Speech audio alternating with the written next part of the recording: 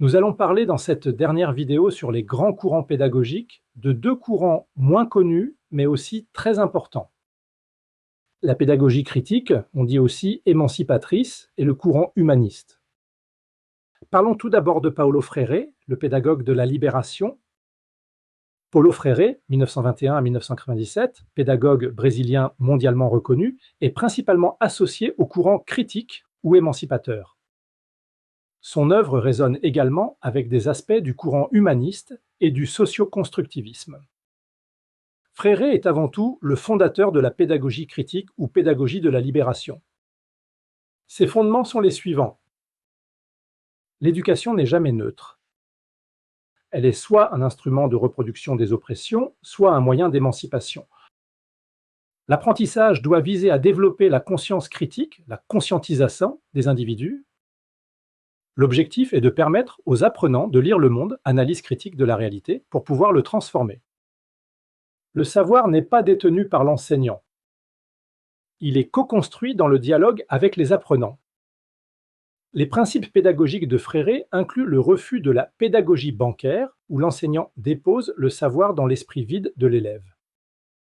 Il valorise le dialogue horizontal enseignant-apprenant, l'ancrage des apprentissages dans l'expérience vécue des opprimés et l'apprentissage par la prise de parole, le débat et la problématisation de la réalité sociale.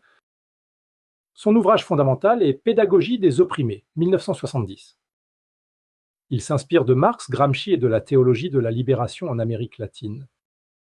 Ce courant vise à développer la conscience critique des apprenants, leur capacité à analyser les rapports de pouvoir et à transformer leur réalité sociale par l'apprentissage.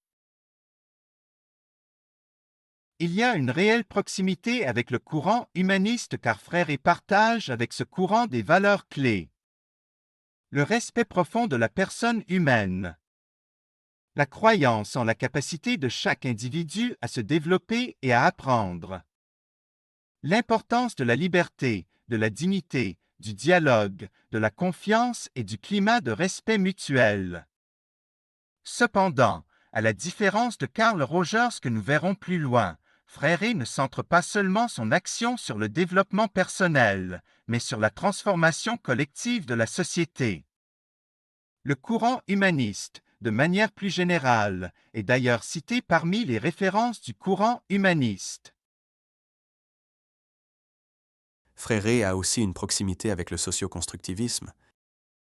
Bien que Freire ne soit pas un psychologue du développement comme Vygotsky, plusieurs de ses approches pédagogiques rejoignent le socioconstructivisme. L'apprentissage est co-construit par les interactions sociales et le dialogue.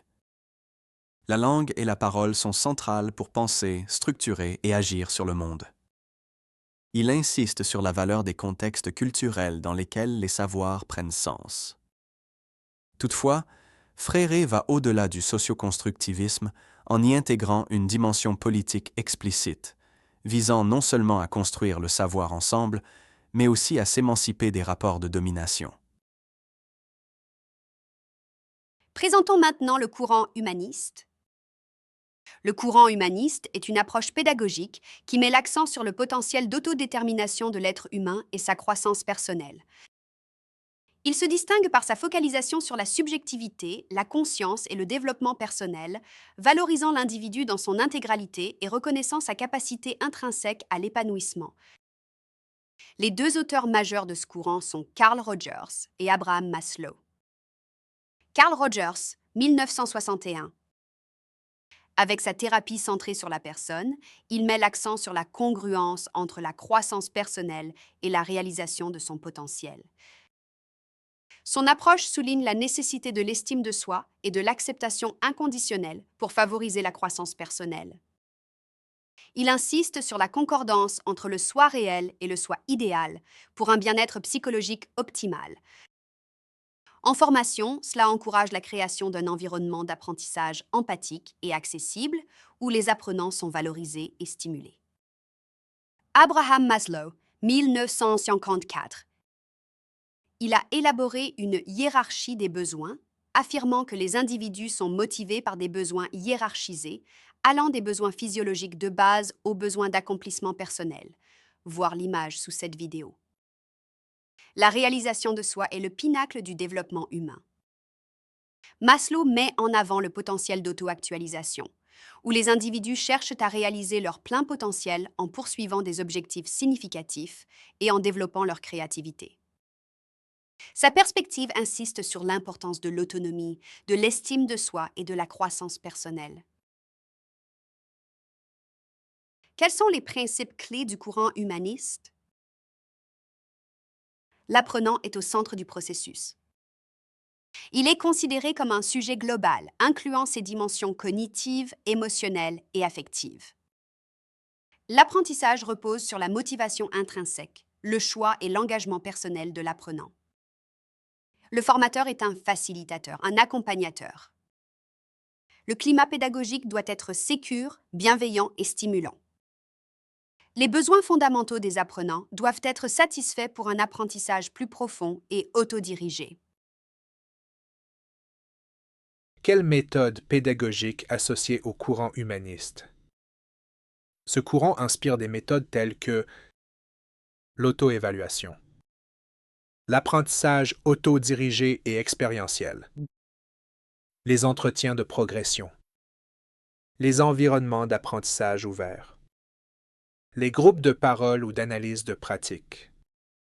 Ces méthodes visent à créer un climat favorable à l'expression de soi et à la réflexion personnelle, renforçant la confiance en soi et l'autonomie. Ce courant permet de créer un climat de confiance et de favoriser l'engagement et le développement personnel des apprenants. Il vise à développer l'autonomie, le bien-être et la motivation intrinsèque.